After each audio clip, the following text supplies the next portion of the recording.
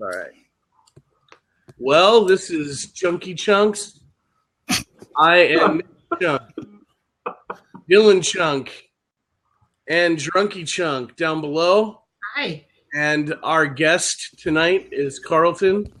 Here for a little while. Basically, you can reach us at Junky Chunks on Facebook, Twitter, and YouTube. And this is our episode 7. Episode 7 says so right next to you, right next to your picture. And their relationship with humanity. So, let's see, where should we start?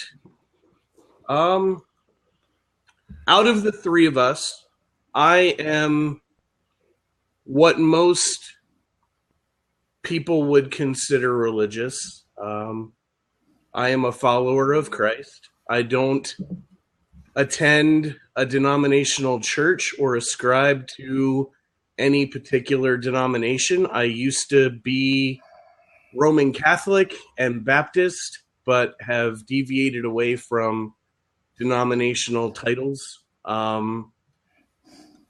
Let's see. I was in attendance to Bible colleges, the start of my college time of my life. I attended Word of Life Bible Institute in Scroon Lake, New York, and Crossroads Bible College in Indianapolis, Indiana, for biblical counseling and youth ministry. I became a youth pastor in 2003, and in 2005, I was caught smoking cigarettes at another job because I wasn't making enough to support my family, and watched them shut down the youth program at the church. And it really got me to A, question my faith, and then B, start digging into what I believed were the foundational principles of a faith, and really led me to pull out of organized religion as a whole. For a lot of people, faith-shattering events such as that would usually lead people to become atheist or leave the religion and go to another religion. I did look at other religions, but really decided to stay with what I believed and start to follow from a more first century church perspective and see where that led me before I made the choice to throw the baby out with the bathwater, proverbially. And that's you almost said pervertedly. Yes, I did. Nobody puts baby outside. Goes back to the Michael Jackson conversation from earlier. No, we won't. For the start of this, I think it'll be best to kind of get an idea of who we all are. So, Dylan, Tony, who wants to go next with a little background on? Well, I think if we're going from ascending order from religious to non-religious, I suppose I'd be in the middle of the three of us. Okay. I consider myself a spiritual person. I personally believe that when I guess for no other turn of phrase, I guess I accept Jesus Christ into my life. However, I'm not one of those guys that lets my faith or my beliefs dominate my view of the world.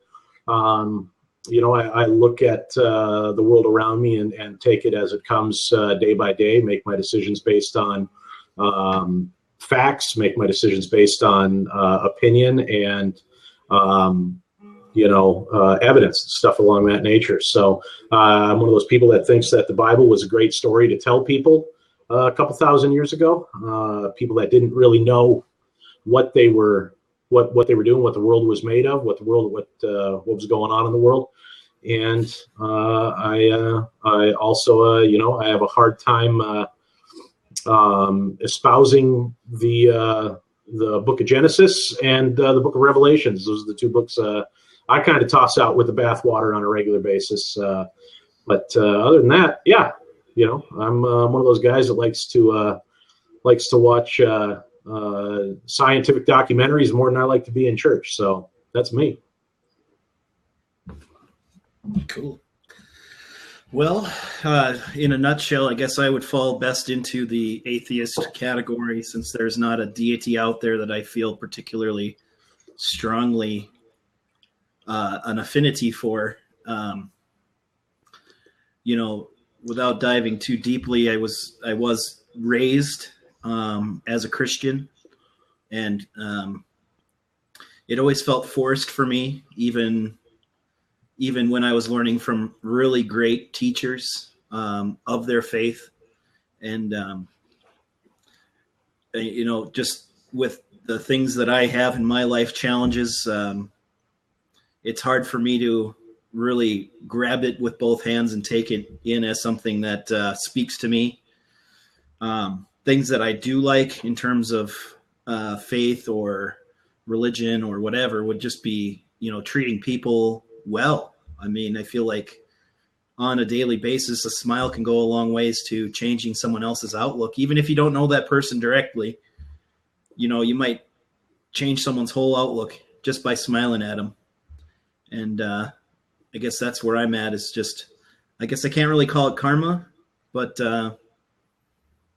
just be nice to people. That's my philosophy. So there's where I'm at.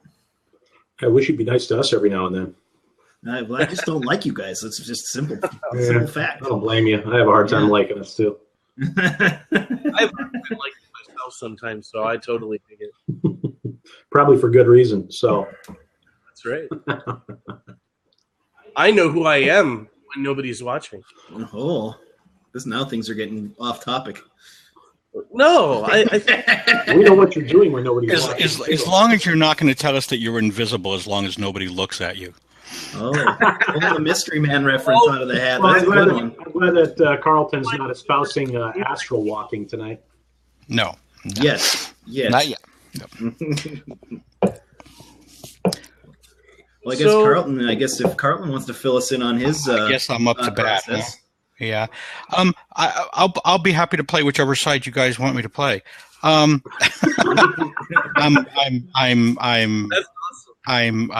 very, very accommodating. The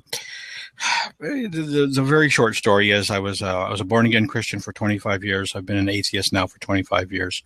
And we could probably talk for 3 days about everything in the middle. So,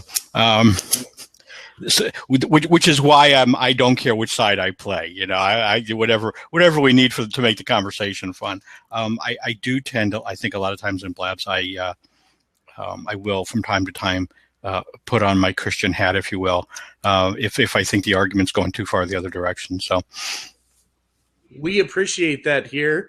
A side note about this show was born out of a blab Dylan Chunk and I decided we were going to do outside of our regular show stuff.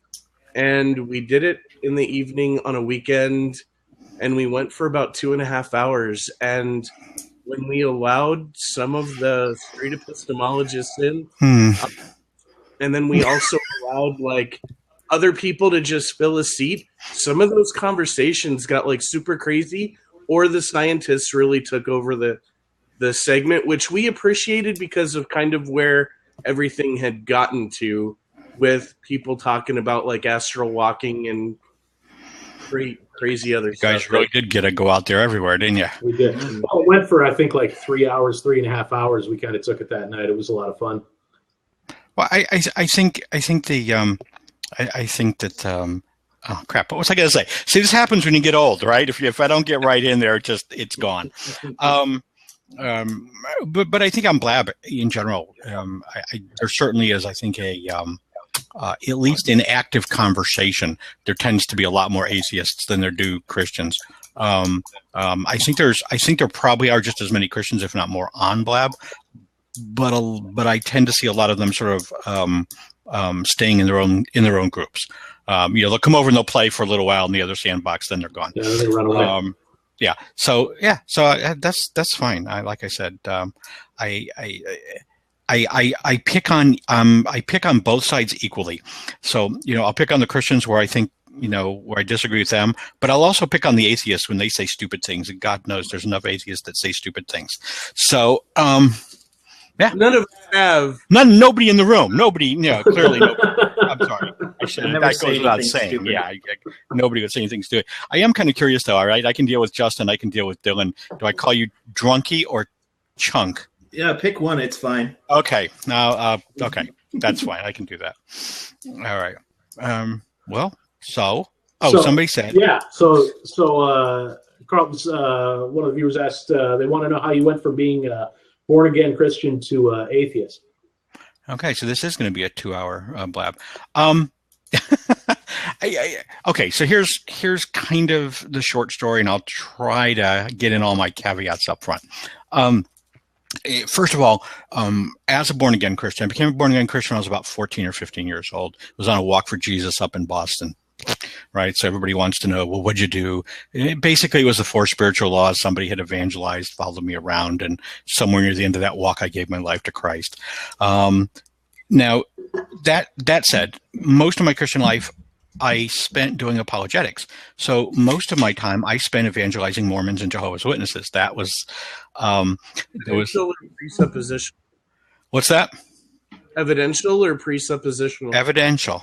The person I primarily followed was Walter Martin. I don't know if you're familiar with him. He goes back a little bit. I'm getting older, but he had a couple really great books out at the time: Kingdom of the Cults, Kingdom of the Occult, and a few others. Anyway, King's College, I think he was from in New York. But so yeah, I don't like presuppositionalism. I'll come back to that. So anyway, where was I? Oh yeah. So basically that's what I did for most of my 25 years. And I was perfectly happy as a Christian. I mean, I really was. I wasn't seeking to leave Christianity. I wasn't seeking to change my faith. I didn't have problems with my faith. And I kind of, What just happened? wasn't me. I don't know who that was. Somebody screamed. But, so anyway, I was perfectly happy with my faith, but at around the 25-year point, there had been a recurring thought, which I had sort of typically, I'll be perfectly honest, I think I'd pretty much just kind of set it aside. Oh, somebody left here. Did I scare you away already? I don't think so. I think their internet closed down. I can still hear their voice, or I hear somebody's voice, but there's now 2 of us are They'll gone. be back. They'll be back. Don't worry about it. Keep going. Okay. All right. So anyway, there had been sort of this recurring thought that I'd had over the years, which was that in my dealings with Jehovah's Witnesses and Mormons and doing evangelism, I very much held people's feet to the fire in terms of making them justify, for example, their interpretation of a scripture, or making them justify their beliefs. It wasn't so much the object of their beliefs that I was after as much as it was trying to see if they could actually, if they had a good reason for the things that they were saying, right? I had never put my own belief under that same microscope, which is kind of what had bothered me over the years. Mm-hmm. In other words, there was always this base assumption that God must exist, whether it's because I grew up with that notion, whether it was, it could have been for a whole lot of reasons, but it had always been there. And so I finally decided I needed to examine that myself. I took 3 or 4 years out and really kind of put it through the grist mill, and tried to figure out whether or not I really had a good justification for holding that belief. And in the end, at least I came to the conclusion that I couldn't justify the belief. And I had a kind of a choice, I guess, at that point. I think the intellectual choice was relatively easy. I either had to be honest with what I had concluded and then take action based on that, which pretty much meant leaving Christianity. Or I had to just bury it and kind of chalk it up with all the million other things where people would always say, you'll find out when you get there, or God's ways are mysterious, or whatever it might be. And I was never that kind of person. So that's when I had to separate myself from Christianity and then re-examine everything that flowed down from that. So I think the intellectual journey didn't take too long, a couple years, but I think the social and cultural aspects to being a believer took several years longer than that, obviously, because now there's other people involved. So that took a little bit. But in a nutshell, that was my problem. So it wasn't, nobody died. God didn't not answer a prayer. I wasn't angry with God, the world. I didn't want to go out and be a crazy sinner every day, and the church was holding me down. It wasn't any of sort of those stereotypical reasons that you hear. I was perfectly happy as a Christian. But I just came to a point where I realized I couldn't justify it. And it's not to say that God's not there, right? I'm not a strong atheist in those terms. God, I'm perfectly fine with the notion that God may be there in some form, who knows what form, right? He may be there. But I think it is extraordinarily unlikely. And when I say that, and I don't mean to be demeaning, but I say that God could exist, with the same credulity that I say leprechauns could exist. I just don't see any way it's really feasible or possible. I don't see any good justification for holding the belief. So while I might be wrong, that's where I ended up. And then next 25 years was basically being an atheist. Whew. Isn't she sorry she asked that question now? Sorry for that long ride, guys. Sorry for the alarming jolt in the middle. That was so Constance, you asked the question and didn't type forward Q, and then your response says forward Q. So we appreciate that. She made up for it. Thanks, I'm going to pick on you on that one. So looks like Justin should be jumping back in here. There he is. There he comes. There he is. All Good right. deal. Computer back up and running? Yeah. Good deal. You scared the shit out of me. I don't know what happened there. You just, when my computer just decided to restart on its own. I mean, the only explanation I can come up with is God just didn't want you to hear my conversion story. Apparently. Perfect. It didn't happen if you can't finish the story. If I can't finish the story, it never happened. Exactly.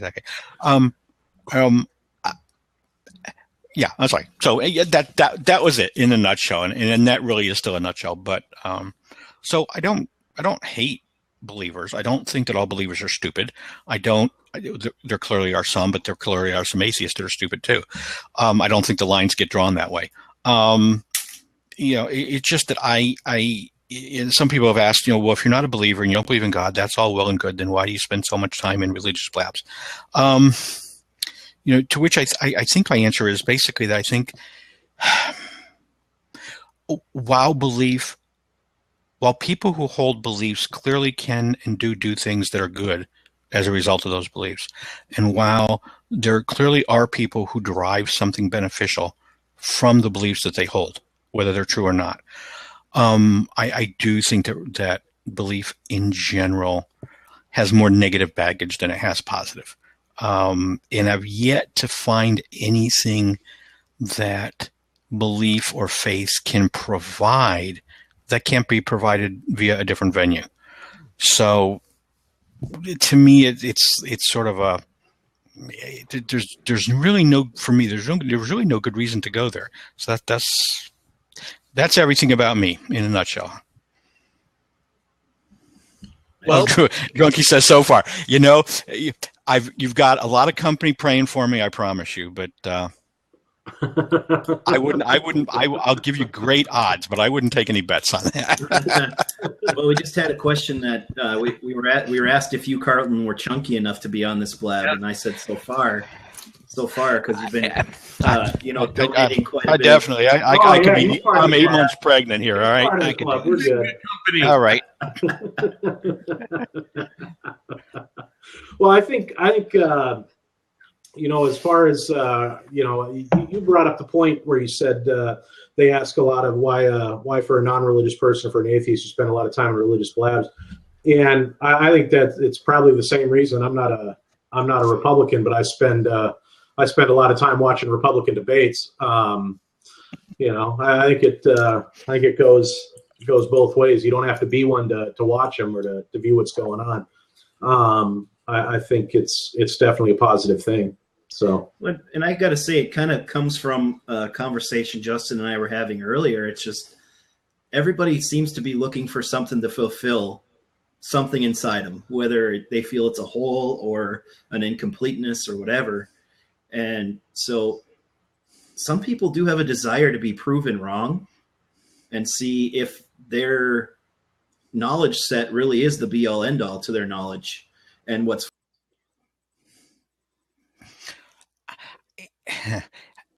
I always wonder, and I'm curious, fulfilling since them. Justin's the Oh, and believer. hold my Well, there's own. two believers in the room, but Justin's the maybe more conservative believer in the group.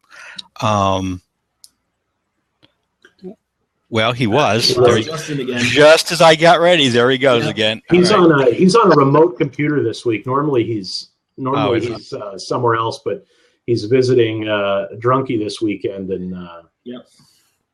I guess Which it's- at this rate, maybe we should just go tandem and have this extra seat yeah, open. you for- guys might have to. It looks You might like have to. I don't know if Caddy Wumpus does have a desire to join, but I mean the seat's open now. If you do want to join in on the conversation, I say feel free. Well, he's fighting with his technology, so Anybody? Yeah, that works for me. I don't care.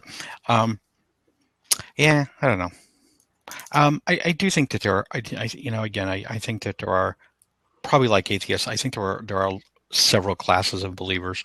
Some of them I have a better tolerance for than others. So it really depends who you are. Hey, Caddy. There's a guy that's on here, David Johannes. He's been a missionary in China for 20 years. He's just been back to the States recently. He's going back. I love David dearly. I go into his blab all the time and I give him hell, and he pokes fun back at me. But I even donate money to his missionary work. So, and it's not so much about the missionary work as it is about the person. I think at that point. Sure. What's up? Welcome, Sorry, Kerry Wampus. Hey, my internet's really bad, so I might cut out a lot. What are your all's beliefs? All right, Yuri. Never mind. I gotta go. Solid.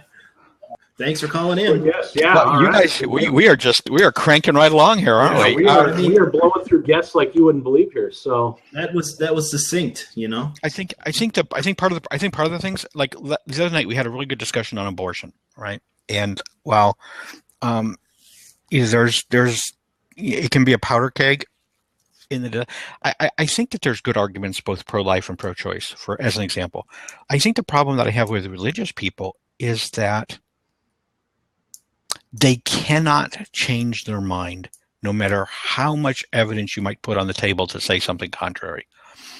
In other words, their belief set has them painted into a corner. It's not that they're wrong.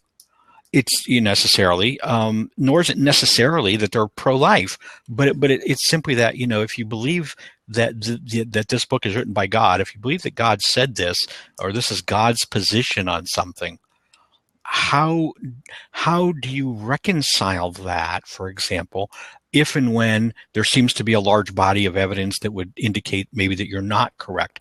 It would seem like you're not at liberty to take advantage of that evidence without being disloyal to your faith. Well, and I think that's the to problem. jump in on that, I don't think you're going to find a pro-life person in this room, or anti-choice, I guess is what it should be, not pro-life. But that's why at the top when I said I don't let my faith govern my everyday life, simply because I think that as far as my beliefs go, Christ said you can't follow the law of God and the law of man, and to me that meant that you got to follow the laws in the place that you live. And I'm a firm believer in protecting women's rights and upholding their constitutional rights as well.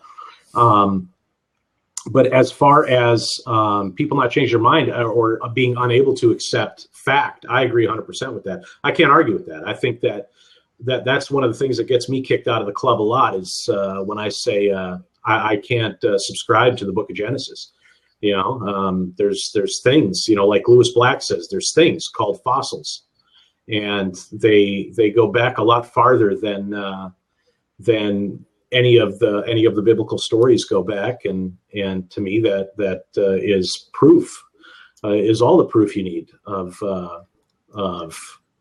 evolution.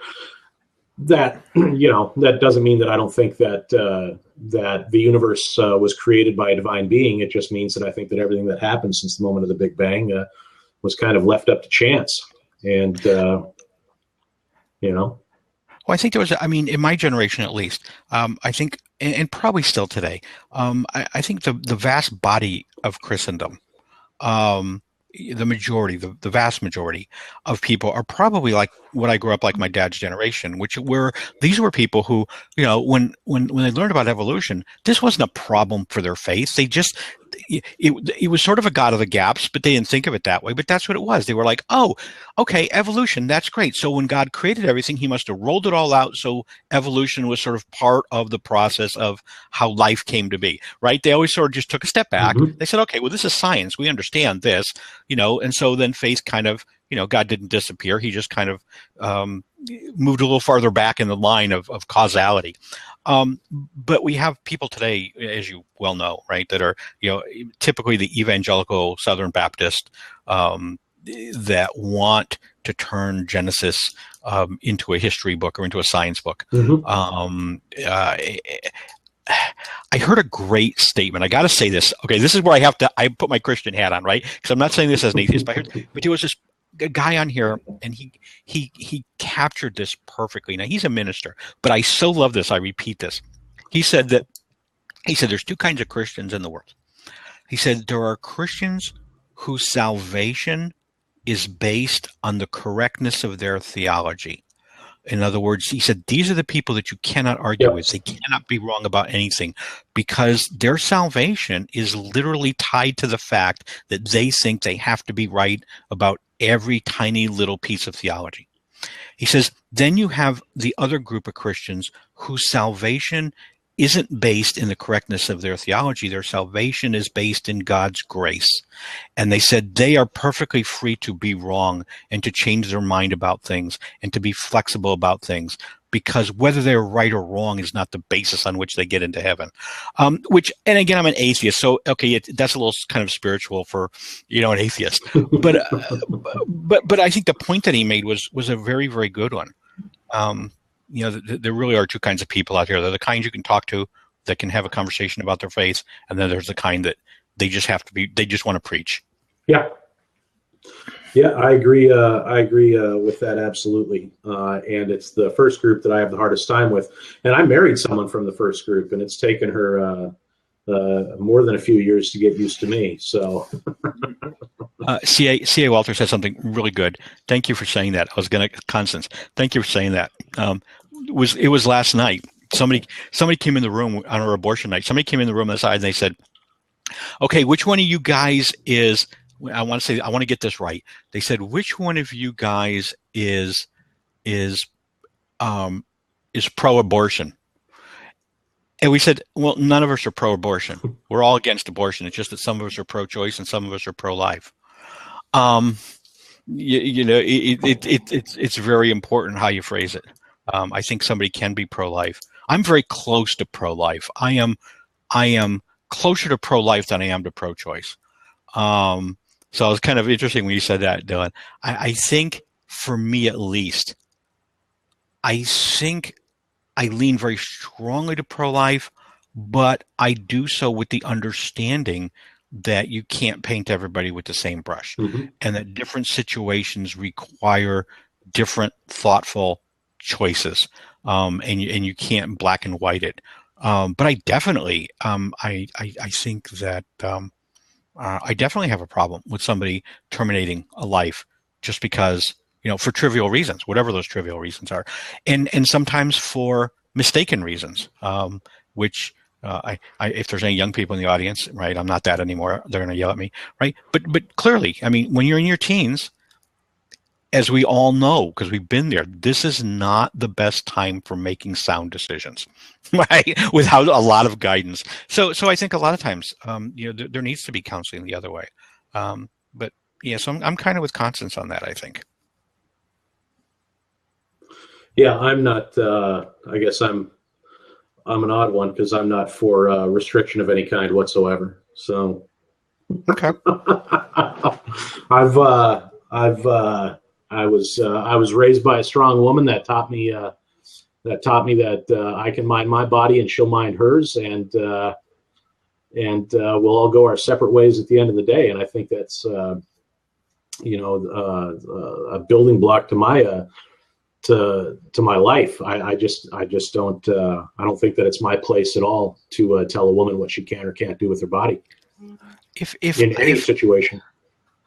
If I hate to do analogies, but okay, one analogy. All right, 'cause I'm curious. Okay, so if you and your girlfriend, I'm not mean you and your, I just mean anybody, any Sure. Guy and a girl, they're out walking along a cliff, on a mountainside somewhere, and the dirt gives way, and the girl slips and falls, and the guy dives, and he can't grab her, and she falls to her death. Nobody blames the guy, right? The guy's obviously not guilty of murder or of any other crime, right? This is just an accident that happened. But what about if they're doing the same thing and the ground falls out from under her and he dives for her and he does grab her, right? Just like in the movies. She's hanging over the end. He's got her by the wrist. While he's got her there, he starts to think. And he says, I'm really not fond of blondes. She really can be a bitch sometimes. I probably could find a better girlfriend if I wasn't tied to her. And then he goes, you know what? I'm going to let her go. And he lets her go. And then she falls to her death. Now, clearly at that juncture, he is culpable for murder or for killing her, assuming that he didn't let go just because he couldn't hold on any longer. But he made a conscious decision to let go, right? Couldn't that analogy be similar? Now, I'm not talking about the extreme examples. I'm not talking about rape. I'm not talking about, somebody that's 10 years old. But couldn't that analogy be similar to someone who goes out and they know, let's just say they go out and they just have unprotected sex. They know, for the sake of the argument, they know there's a possibility that they could get pregnant. They maybe even know there's a reasonably good possibility they could get pregnant. Okay? So then they go out and they have sex, and in fact, they do get pregnant. Can't you argue that that is similar to the guy when he grabs the girl's wrist?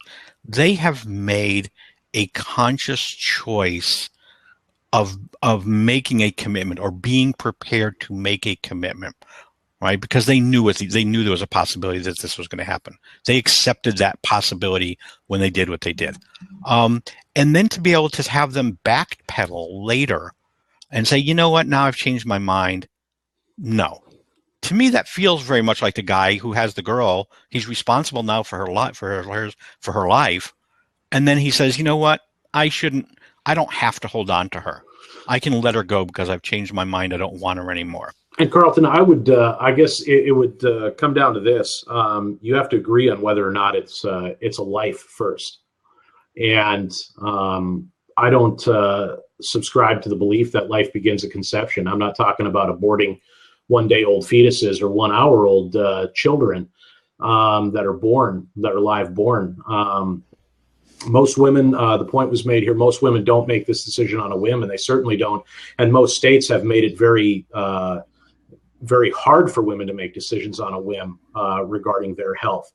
But I don't subscribe to the belief that life begins at conception. I don't subscribe to that. I never have. And well, can you define what you mean by life? Because I think clearly the cells are living tissue. They absolutely, are alive. Absolutely. Okay, so what do you mean by life? As is a mosquito that we would swat, sure. And a spider and anything. Sure. I think that in order to be alive, you have to be able to breathe without the help of a host. You have to be able to ingest food. You have to be able to digest food. You have to be able to have blood flowing through your body without the help of a host. A human is essentially, I think medically, is a parasite until the moment that it's born, when it can support itself, breathe, pump blood, things along that nature. So an adult who's on a respirator, we should kill him because he can't breathe for himself or feed himself? We should have the option for their family to make those decisions, which is legal in all 50 states. Absolutely. And that person that has the potential to be there, if they're going in for a surgical procedure, does have the choice to sign a do not resuscitate order. Yep. They do. Get a which choice. Is something they that get a I choice have, on that. Right. Which some might argue that the fetus doesn't have that choice and therefore is more deserving of our protection. And again, you would have to subscribe to the belief that fetus is a person. Well, I think, I mean, and I don't have a good answer on this. I really don't. I'm kind of playing devil's advocate a little bit, but I think, okay, clearly the tissue is alive. Whether it's even if it's just 2 cells, it's alive. There's no debating whether it's alive. It's not dead. It's not inanimate. It's alive. So it is alive. Second, the DNA is clearly is human DNA. It is never going to grow up to be a kitty cat. It clearly is human DNA. So from a biological perspective, it clearly is Homo sapien.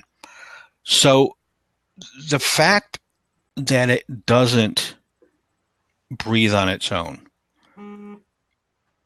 or that it needs to be fed from its mother, I don't know. I think that's one of the, for me, that feels that's like one of those things I think either I could go either way. I'm not sure that that's what makes us a person. Okay, I kind of picked on that word for a little bit. But I have a problem here too. I don't know if you guys read any of Pete Singer's stuff. In his argument is that it's personhood, it's self-awareness that gives us the protection of law. It's self-awareness that makes us, what we commonly refer to as a person or people. But he makes a really interesting and frightening point too. He said, if it's self-awareness, well, when does that happen? He says, well, we don't really know. He says, but we do know that it doesn't happen when the child is 2 months old out of the womb. We know they're not still self-aware. They're not self-aware at 6 months. So if we can terminate them in utero because they are not persons, because they are not self-aware, then logically, to be consistent, we should also be able to terminate them once they're outside of the womb because of the same reason. I would disagree with that. I think I wouldn't make the self-aware argument. I would make the born and not born argument. Once they're born, you can't kill them. Okay. If they're not born, it's not killing them because they're not alive. Cells are alive. Okay. So, every time you slip and fall and skin your knee, you're killing cells. Every time you get a sunburn, you're killing cells. To me, a fetus, like I said, a fetus, for all intents and purposes, medically speaking, is a parasite until the day that it's born. And I just think that the only person who gets to make the decision about, it requires the life of the host to survive and grow. I agree, but I think I might argue back though that being a parasite, which I don't disagree with you about, but I might argue that that it's not an either or option. Being a parasite does not also mean that it still can be a human life. In other words, a virus or a bacteria or a mosquito or pick a parasitical insect, a worm that lives in your stomach, right? It is a parasite, but that doesn't mean it's not a worm. I mean, a parasite is simply how it gets its nourishment. Mm-hmm. It doesn't change its fundamental nature or characteristic. So I would say the fact that the fetus is feeding internally from the mother doesn't change the fact that it's still a human being. It just now has a different method of getting its food. And that very well may be the case. This is one of those topics that I've never, no one's ever been able to change my mind on. I mean, and not that I'm saying you're trying to. I mean, you're just trying to. We gotta have a little conversation, which is really cool, and I appreciate that.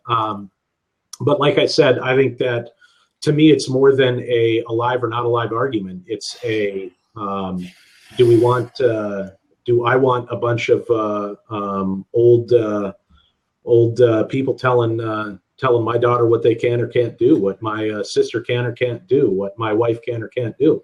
Well, we do that, but don't we do that anyway? I mean, I don't mean with women and abortion, but we clearly have laws that say I can't go out and just randomly kill my neighbor. So we clearly do place restrictions on our activities in order to create a certain type of society. But if we're talking about societal norms, I mean that's a completely different conversation. I don't want John McCain telling my daughter what she can or can't do with her body. what we're doing is we're removing the rights of the person to choose what their lifestyle to protect something that's not even contributing to society at all. Right. Well, yes, it's an infant. Sure. Right. But I don't necessarily. Unborn fetus. Yeah. I'm talking the unborn fetus. Well, that woman's choices are removed from her by saying you have to have your kid. But see, this is the problem. This is kind of okay. We're gonna have fun. This is kind of the problem. When you say things like it's not contributing to society, even if we leave the yet off, I don't care. If you say it's not contributing to society, what's not contributing to society when it's 2 months old either? But we don't kill it then. So if we have to find a reason to protect it in the womb, let's find a reason where we can be consistent with that notion across the board, right? So if the reason is that we can kill them because they're not contributing, well, my son just graduated college, he's still not doing much contributing. So, maybe we should end him too, if that's the justification for it. But there's no single thing that, and Tony, I'm sorry to cut you off here, but there's no single thing that we regulate or fight over or scream about like this when it comes to men. It's the woman's responsibility to carry the child. It's the men's choice to force her to have the child. We take away their decision in this. But at the same time, these same people that are pro-life are the same people that are pro-death penalty, against welfare, against helping single mothers through college to better themselves, helping spouses of fallen soldiers, and are more concerned about fixing problems in Africa than they are about fixing problems here in the United States through their missionary work and stuff like that. And that's kind of the hypocrisy on that side, is we care about it once it's a fetus, but when it's born, woman better have a job. That kid better be fucking smart. And if that kid's not smart, then it's that mother's fault who, didn't have a job. I don't disagree. I don't disagree with you. Yeah, I don't disagree. There's a lot of hypocrisy about that. I agree with you entirely. But I do have, and I guess I talk about this a lot. And we can change topics, by the way. I'm not married to this topic by any means, but I do find it interesting. I find it interesting, for example, if when you say we don't talk about these things in regard to men, but then the question is, well, what could we talk about in regard to men that's analogous to a woman carrying a fetus? The fact that biology just works this way, we can't say it's a sexist argument just because this is how biology works. I mean, is there an analogous male thing that we could talk about? Is there an analogous male thing that we could talk about? No, I think that my point that I was trying to make there was, which I didn't quite get to, is we don't see just legions of men clamoring to take responsibility for children once they're born. We don't see, especially in relationships where it was a one night stand or something like that. You don't see men just running up and saying, "Oh, I'll take care of it. I'll pay for everything. I'll do all of this stuff." They don't do that. It takes courts to force men to do this. So, if we're going to force women to do things, I think you have to force the other person in. And Jonathan, I can definitely appreciate that as a father of three children that I pay child support for. I can say that I know how it works as well, and I happily pay my child support, by the way. But as your other question was, do I believe it should be used as a form of birth control? Well, I think that if we could start providing young women and men with forms of birth control without making it a religious debate, I think that would eliminate 99% of this argument altogether. Mm-hmm. Well, in the shift from abstinence education to healthy expression of your sexuality, in as well as incorporating a way to protect yourself as you express yourself, is important too. And I feel like sometimes the same people that are saying the woman needs to carry the child to term without any choice whatsoever are the same ones that are teaching abstinence education as well. Yeah, I agree with you. I mean, I think, like I said, I'm kind of in the middle here.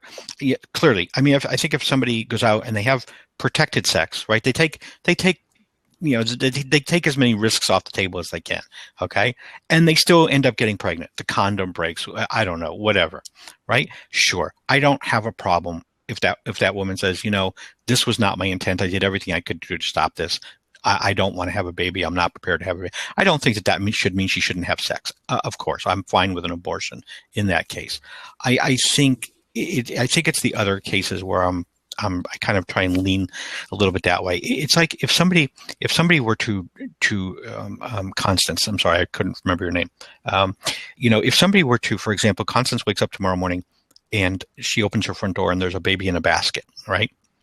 And there's an infant newborn there in a basket. Some mother didn't want it. She leaves it on Constance's door. Constance is going to be responsible for some time for feeding that child. Here's the thing, right? Even if she's not going to breastfeed it directly, she's going to buy the milk, she's going to buy the formula, she's going to buy the diapers, she's responsible for that child. Would it be okay for Constance to say, "Oh, look, somebody left a baby there on my porch. I'm not going to do anything with it. I should not have an obligation like that forced on me. I think I'm just going to let the baby sit there and just starve to death and die." Hey, Carlton, hold on a second for me, if you don't mind. No, not at all. So, Jonathan, hi. My name is Justin. And I haven't really been able to be a part of this blab yet, but I do want to chime in now because this subject, as much as you might not like to admit it, is really about whether or not you get to be the judge, period. I don't know if you've noticed, but everybody's giving their opinion about what they think a woman should do with her body. And if you're really that arrogant that you think what your opinion is the ruling authority of this debate, then that's one of the problems of what's wrong in America, is that everybody thinks their opinion is the real hinging factor point on what a woman should do with her body. And what we're trying to say is that the woman in question, because it's her body and she has to live with it until she dies, that is her choice. Well, I partly agree with you and I partly disagree with you. I think, okay. I think two points here, I think. First of all, when a woman gets pregnant, assuming for the sake of argument, we're not talking about the Virgin Mary, there is a guy involved, and the child is half his, or potentially half his. I'm not talking about he doesn't have a womb, he's not carrying it around. I understand this. However, they both contributed an equal amount of DNA to this progeny.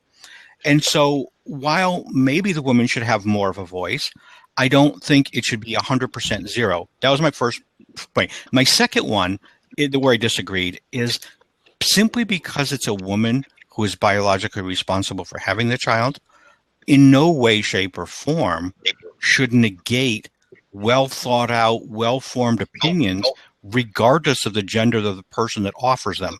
For example, there are plenty of women that I've talked to who have very strong opinions on male circumcision. Well, they don't have a penis, and I don't think I should dismiss their opinion out of hand simply because they don't. Okay, but I'm going to bring up a couple different subjects in which we're going to play a game real quick, a thought experiment. We're going to predetermine right now that because a child is formed by male and female DNA, both parties get equal representation to decide what happens with the child in this thought experiment. And now somebody's going to rape your daughter. Well, understanding that when you go to court, the man that raped your daughter is going to now, because we've predetermined, because it requires both male and female DNA, he's going to get to argue just as emphatically that she keep the child as she's going to argue she eliminate the child. No. Is that fair? Well, And he doesn't get to argue that. Why? Because It's his DNA. because he's committed a crime. If I go into a bank and rob and steal money, I have no say in where that money goes after I get caught. But in in something the- like 16 states, rapists have rights for visitation and parental. Okay, I'm just saying I don't think they should. I think if you're doing something if it's in the commission of a crime, you vacate all your rights. You give them up by the fact that you did it by committing a crime. And I think that, and the other piece to that is that That might be the way that it should be, but that's not the way every state functions. okay, well I can't address that because no one consulted me in these states when they made these laws, and so I didn't get to voice my opinion. And Carlton did make it clear too that was one of the situations where he feels that a choice is applicable in that. So yeah, and I think there's a lot of other choices. I don't have a problem with any woman who says, after thoughtful consideration, whatever. I don't know what we have to have somebody go through to decide this, right? But somebody who comes to a decision and says, I clearly think this is in the best interest of the child not to have this child for me or for whatever it is. I'm okay with that. And again, I think that I'm not really fighting against anything, actually. What I'm trying to do is trying to get a better understanding, a consistent understanding of exactly what it is that triggers us to say that a fetus does or does not have rights. In other words, what is the property? What is it about a fetus, that makes us jump to one side of the fence or the other in general? Because most of the arguments that I hear on both sides, I think the arguments are generally poor, or at least they're not consistent in their application of them. And I don't know if there's a right answer. So yeah, I mean, I'm the last person that would dictate to somebody that they should or should not. I think if I said anything at all, it would be that I think in general, I do want to live in a society where people are compassionate and where people are understanding. And sometimes that compassion may take you to a pro-choice side, and sometimes that compassion may take you to a pro-life side. I don't think it's a black and white. You're muted, Justin. I can't hear you. Justin, we can't hear you. He's just having all sorts of problems here. Nope. No, there's no audio. No audio at all. No, I'm actually being facetious right now. I just wanted to do my favorite Justin impression. I think Justin's swearing at you. I think you got a couple words there. I couldn't hear it. I didn't need any audio for that. From the other room. So. I didn't need any audio for that. I mean, I don't have a problem. I'm kind of weird. I really am. I know. But it's the same thing with Christians. I don't have a problem with a Christian who says, I believe because I want to believe. Right? They say, I get something out of having a belief. Yeah, absolutely. I don't care. I don't have any direct problem with that at all.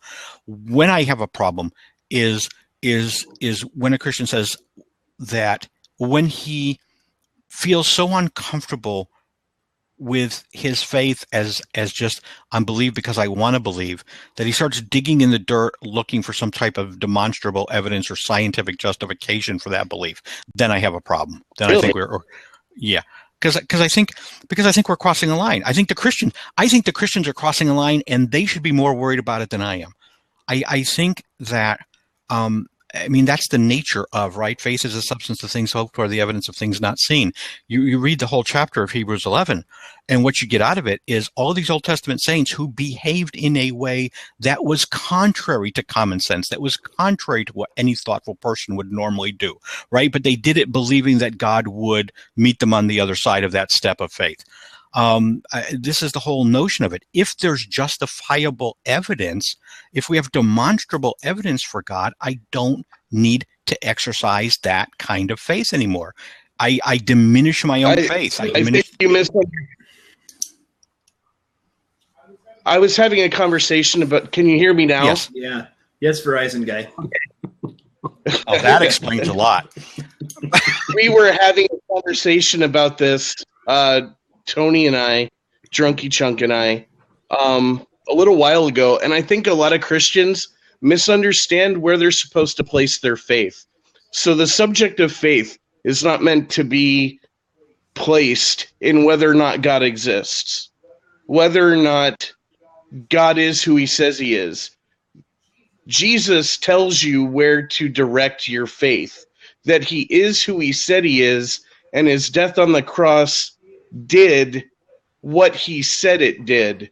That's where you place your faith as a Christian, not in whether or not God exists. It's presupposed throughout the Bible that God exists. Whether you're a Jew or you're a Gentile that is now believing as a Christian, the presupposition is God exists and sent Jesus to earth. The faith question is whether or not you believe his work on the cross is sufficient to forgive you of your sin. Well, I think I don't. That's what you're hoping for that you can't see, because every day you live with sin guilt. Every day you still understand that you're making choices you probably shouldn't make. I think that there's a lot of material on the table there. I think without getting into a Calvinist Arminian debate, I think the notion of presuppositionalism, though, is, again, I have a problem there. I think for people to simply say, I presuppose God exists. Not only that, but if we're talking Christians, I presuppose the Christian God exists. And, I don't know how far down the line we have to go with presuppositions before we start bumping into some evidence. But I think to say that presupposition is there, there is no, I want to say this the right way. There is no compelling reason when I am living in order to live my life, there is no compelling reason to hold that presupposition. And I think then it becomes simply a presupposition for the convenience of the rest of my theology and the rest of my doctrine. In other words, I might be able to look at some theological points in the Bible, and I might be able to connect some dots, A to B to C to D, in terms of my theology. But when I start talking about the existence of God, when I start talking about the existence of the supernatural, when I start talking about, things that are clearly outside of that realm, if you will, then we presuppose, but we don't presuppose, again, which I guess is the nature of it. We don't presuppose because there's any evidence or reason to. We presuppose simply because we want to hold the belief. And because we want to hold the belief, the presupposition is required if we want to feel justified. It's our way of feeling justified about the belief. So I kind of have a problem there. I mean, I think everybody has presuppositions, right? I think atheists have presuppositions too. I presuppose that the laws of nature are going to be the same tomorrow and the next day and the next day. I can't use any past evidence to demonstrate that. Right. This is Hume's problem with induction. But I hold the presupposition, but I think there's a difference. And I think the difference is I am compelled to hold that presupposition because I can't do anything in life if I don't. I can't get out of bed. I might fall through the floor. I can't do anything if I have to operate under the notion that the laws of nature might randomly and arbitrarily change from moment to moment. So I think that there's a difference in those two presuppositions, whereas the other one I think is just a support for a theological position. So you had mentioned something earlier where you said you think that you'd have to have the presupposition of the Christian God. I guess my statement would be, aren't they all, at least as far as Christian Jews and Muslims, aren't we all believing in the same God? I think yes and no. And it's sort of funny when you talk to the Christians, they say that they believe in the same God as the Jews do. When you talk to the Jews, they go, "No, you don't." When you talk to the Muslims, they say they believe in the same God as the Christians do. When you ask the Christians, they go, "No, they don't." So it depends which direction on the chain you're going. But I don't think they do. But doesn't it go all the way back to Isaac and Ishmael, right? Yeah, it does. And we're all descended from that. as far as our belief system goes. But Yes. if you're Christian, Jewish, or Muslim, I mean, I don't know how Yes, the I Muslims agree. believe that Christ was a prophet. Well, this is one of those things, right? This is here's a really clear example. I think it's a clear example anyway, right? Take a Mormon, okay? Mhm. A Mormon will sit here and he will say, "I believe in the same God you do." Okay? He said, "I believe in Jesus just like you do." Mhm. But on further examination, they believe that Jesus is the spirit brother of Lucifer. That's They believe that there are many gods. They're actually polytheists. They just believe that there's only one God that we need to be worried about. But that's what polytheism is. You believe in multiple gods. So I think this is the same problem that you have sort of in the Christian, Jew, Muslim line, is that they will all say we believe in the same God, but then when you start talking about defining and giving me properties and giving me talk about the nature of that God, what is he like, you quickly realize that we're describing three very different entities. That we've all just sort of we've taken them maybe from the same book or the same history, but they've clearly all gone their different ways. And ended up with three people that obviously are not the same entity, unless he's schizo, but maybe. Or we've just branched so far from the original belief that we're fighting over nothing. Well, yeah, I mean, I'm perfectly fine with saying that maybe everybody has sort of kind of left the train track. And, so I was trying to ask you a question, Carlton, if you don't mind me interrupting. Oh, I don't mind at all. My I talk question- a lot. You got to interrupt me. My question was going to be, do you believe in revelation? And I don't necessarily mean divine revelation. What kind do you mean then? That something can be revealed to you that you did not priorly know. Okay. I will, I guess with a caveat, I'll go out on a limb and say no. Okay. But I'm not sure where we're heading, so I might want to come back All to right. this. So go ahead. So I was thinking about revelation and how, especially in talking with atheists, you never really get into the 5 types of knowledge as a part of a discussion: logic, semantic, systemic, and I believe there's 2 others. We never really cover the definition of knowledge or reason, but we use those terms kind of almost at war against each other. And I was thinking about an illustration of revelation as a child. As a child, do you know that math exists, or does somebody reveal the knowledge to you that math exists? I really can't answer the question. I can't remember what I had for breakfast yesterday, much less what I was as a child. I think that clearly, apart from a child being shown Yeah. 1 + 1 = 2, 2 + 2 = 4, or how to count, or numbers, do they inherently know math? I think the question I think the way we're asking the question isn't right. I think Maybe it's flawed. I need to work on it a little bit. I'm thinking out loud here. But I think that children clearly know, even without somebody ever talking to them. Put a child on an island by himself, right? I think the child clearly will understand the difference between 1 tree and 4 trees and 10 trees.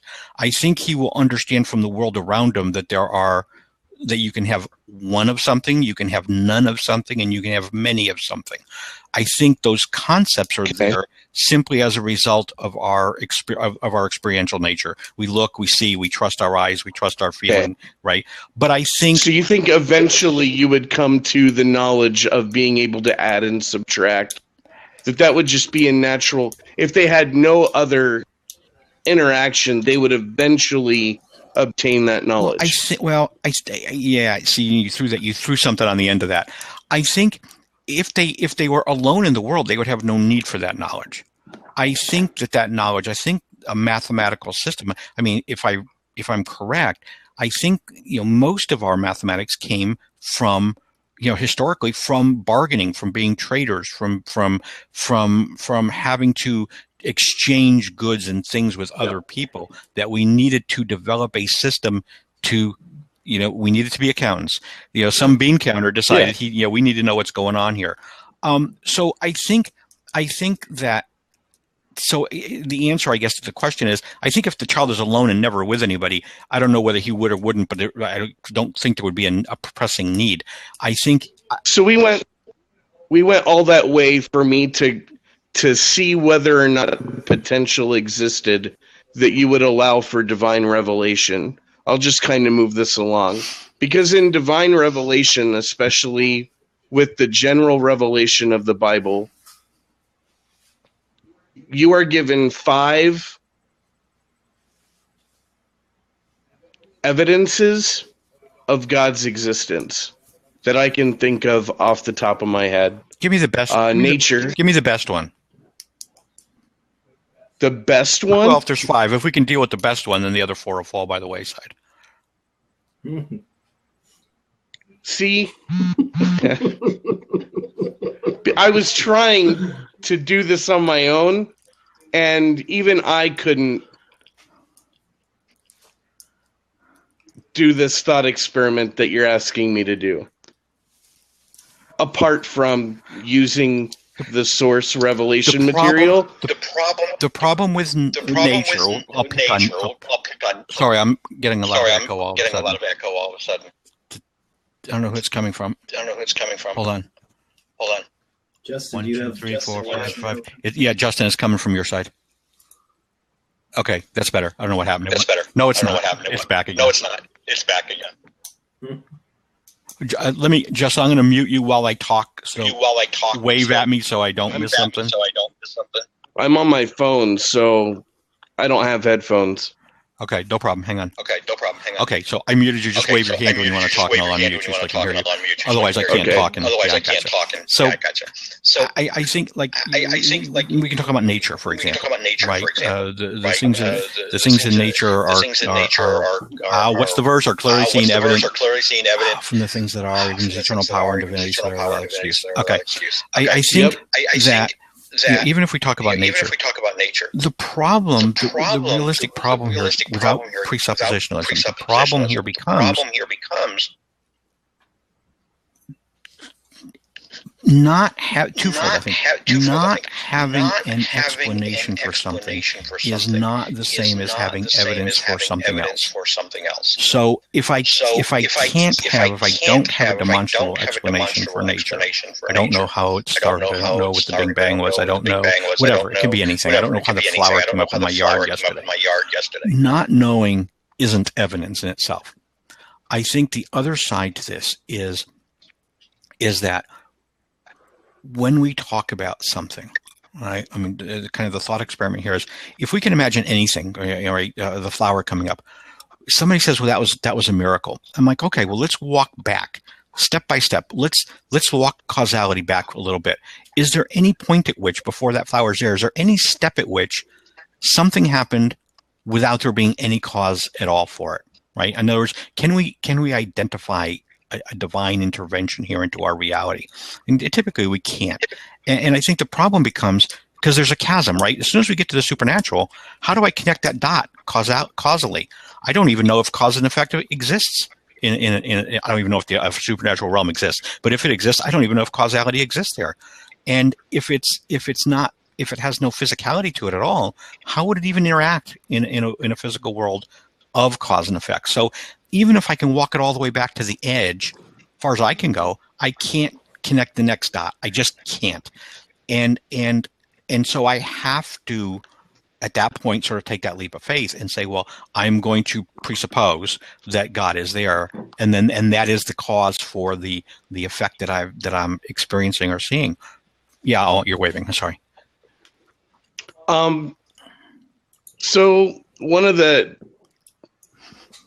thoughts that I have on this, I'm going to back up because you're going to be like all in my mouth if I keep doing that. Sorry. I'm not used to holding my phone like this at all. Bear with me. Take your time.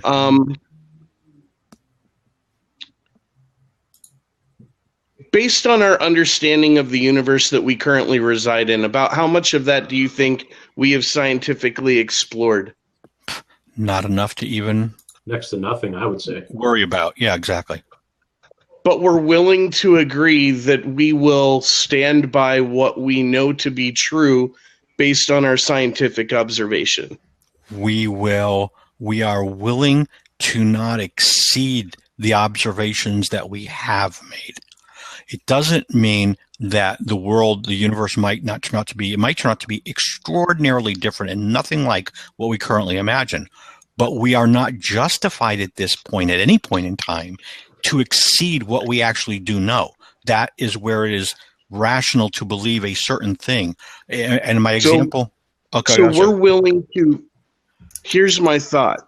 We're willing to entertain theories of the universe by humans, but when we're given a divine revelation through a human that has a theory that a God exists and that nature will explain that God exists, and we can agree we have not actually scientifically observed all of the known creation, but we're willing to say that God doesn't exist without examining all of it.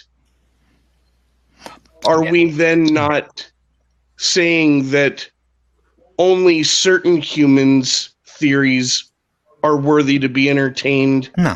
But anybody that says that they were given a theory by a God, we're just going to ignore that offhand. If tomorrow morning you woke up, and let's say in your backyard you don't have any flowers, for the sake of argument, okay?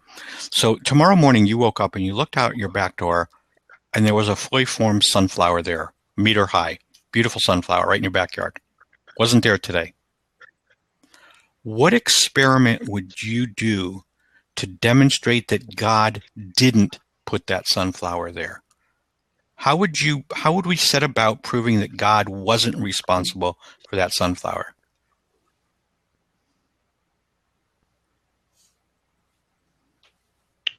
Through a scientific experiment, probably entertaining segments of my lawn in that general area, setting up one as a control, and then 3 others with different variables that could be measured.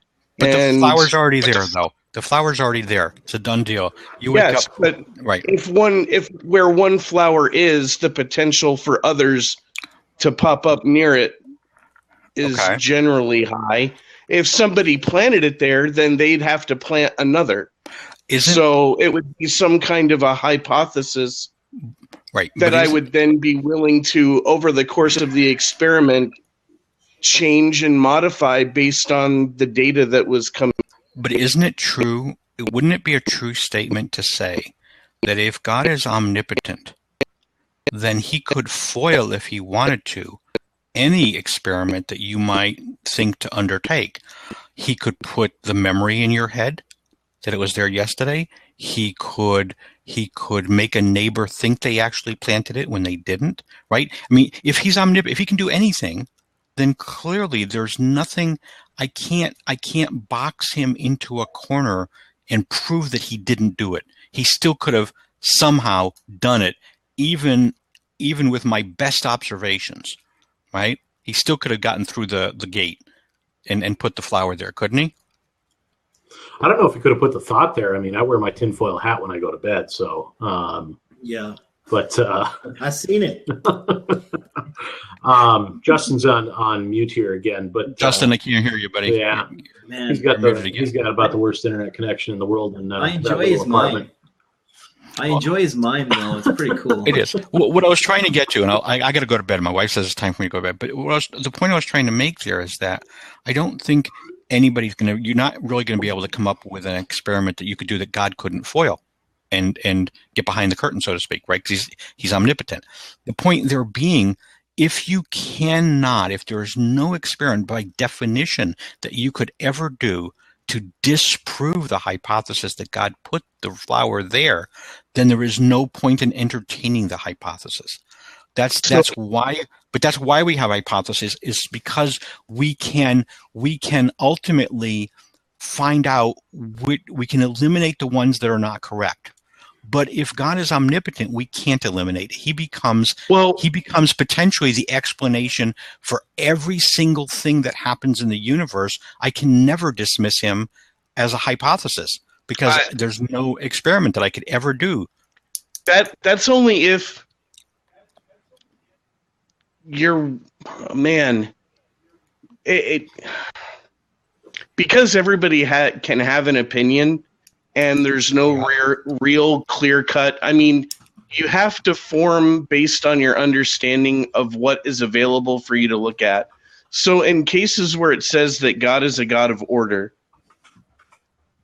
I would choose based on that to presuppose if he is a God of order and he is omnipotent, that he will function within the order that he created omnipotently. Okay. So here's my and I got to go to bed. Here's my final thing. Here's the sort of the caveat to that. Here's my hypothesis, since we're taking everybody's hypothesis at the moment. What if I hypothesize God's a trickster? He's Loki. He's told us all the things in the Bible, right? Anybody that's a good trickster always tells you some honest stuff when they mixed in with the lies. If my hypothesis, he's a trickster. How can we possibly demonstrate that he's not? Because anything you can point to where you say, "Oh, God did this and it was good," I'm simply going to say yes. Well, any trickster does do some good things. Mm-hmm. And the problem here becomes that there is no way to know. And if there is no way to know, we don't believe things because we can't disprove them. We believe things. Well, I would argue there is no way to know logically, but right. But you don't believe, right? Nobody in the room. I'm going to go out and way out on a limb here and say nobody in the room really believes leprechauns exist. Okay. Now, if the criteria for believing something or being rational in my belief is that you can't disprove it, then I should believe in leprechauns, because you can't nobody can disprove that they exist. And yeah, something gave me appendicitis over St. Patrick's Day. It's that green beer, man. But the point being is none of us believe things that way, and so it also doesn't make any sense to then accept the notion that God is there just because somebody else can't disprove him, because that's not how we work. We do it based on evidence. And even as an atheist, I'm perfectly happy to say God might be there. But up to now, at least from what I've seen, he has not put forth any convincing evidence that makes it rational for me to say that he's probably there. There just isn't any. In the same way that maybe there really are leprechauns too. It's just that no one's caught them at it yet because they're really good. But I don't believe it until that happens. Hey, Carlton. Yes, sir. Before you go, I just want to let you know I'm in Fargo, North Dakota. Okay. Take care. Wait a minute. What? Okay, where are we going with the Fargo? Was there did I miss something there in the Fargo, North Dakota? Yeah, I don't understand. There was all right, so God says, are you talking about a he's proof not of hell? Because God says that he's not here. Oh, that's that Oklahoma he's in City. heaven. And in order for us to observe him, we'd have to find a way to a place we don't really know, called heaven. And he did say that he would come back, but he's not here yet. So much like that, I mean, I can say I'm in Fargo, but tomorrow, if you come to Fargo, I'm not going to be here. I'll be in Jamestown. So my concept with letting you know that I'm in Fargo is there's more to it. I mean, granted, I understand where you were going with what you just said, but there's way more to it, and I thought a funny quip to that as you departed was to let you know I was in Fargo. I think I'll toss a bone here before I get out of here. I think, All right. I think that I don't have any problem. A person might say that they've had a personal experience and that personal experience for them is sufficient to believe that God exists. I can't tell somebody what level of personal experience they need to have to qualify for them to believe that God exists. So I'm perfectly okay if somebody says, I don't know. I'm not going to even try to invent one. But somebody says, I had something that happened in my life and that convinced me that God's there. I think that they are within their rights, clearly, to set the bar wherever they want to justify their own belief. I think, though, that clearly the problem here is that they can't use that experience to convince anybody else, because I can't share that experience with you. I can't crawl in your I can't crawl in your head. Right. And I think that the other one, and this is more my personal, I think if I was going to set out to justify to myself, and this is kind of the process I went through, if I had to justify to myself the notion that God existed, if I was looking for justification for that belief, I think recognizing that the result of that inquiry has profound implications, I would want to set the bar as high as I could get it to be absolutely certain that I wasn't making a mistake. And in my experience with most people, not everybody, but with most people, is that bar is set so low, I feel like I'm in Jamaica doing limbo. I mean, I can't, sometimes the bar, I mean, that's just my opinion. The bar seems very, very low. And I don't understand that. It should be set very high, especially if when the person making the case is certain that God's there. It would seem like it should be relatively easy to pass over the bar no matter how high anybody sets it. And yet that never really seems to be the case. Guys, I got to go. My wife is, I am going to be seeing Jesus soon if I don't go to bed, because my wife hit me with a frying pan, man. Carlton. It's been a pleasure, guys. I really had a good talk. Thanks for coming. You bet. Ciao, guys.